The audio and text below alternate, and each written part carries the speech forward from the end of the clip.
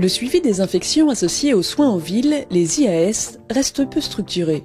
L'enquête Evisa 2009 montre que le risque d'IAS reste élevé en libéral, bien plus que dans le milieu hospitalier, avec une prise en charge moins adaptée. Pour les professionnels, le risque d'accident avec exposition au sang reste élevé en libéral. 62% des 12 000 infirmiers répondants en ont été victimes au cours de leur carrière. La prise en charge est moins adaptée.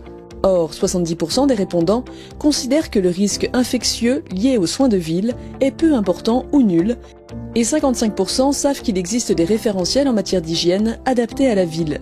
Mais ils estiment qu'ils ne sont pas facilement disponibles.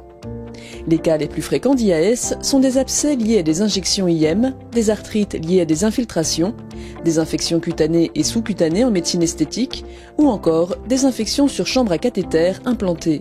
La transmission de virus hématogènes, type VHC, est probablement sous-estimée. Les professionnels doivent pouvoir adapter les règles à un environnement donné, en cabinet, au domicile ou aux urgences, tout cela dans un contexte en constante évolution, avec de nouveaux dispositifs comme les PICC Line, une augmentation forte de l'ambulatoire et un risque infectieux viral, épidémique ou des virus à résistance élevée.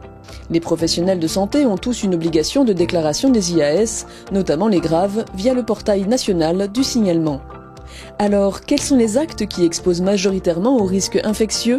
Les bonnes pratiques en matière d'hygiène et d'antisepsie sont-elles connues et appliquées par les professionnels de ville? Une organisation et des moyens spécifiques sont-ils nécessaires? La déclaration et l'analyse des IAS est-elle utile à la sécurité des soins? Pour obtenir toutes les réponses à ces questions, rendez-vous le 30 janvier 2019 à 20h pour la conférence virtuelle Infections iatrogènes en médecine et soins de ville. Inscrivez-vous sur www.prévention-médicale.org.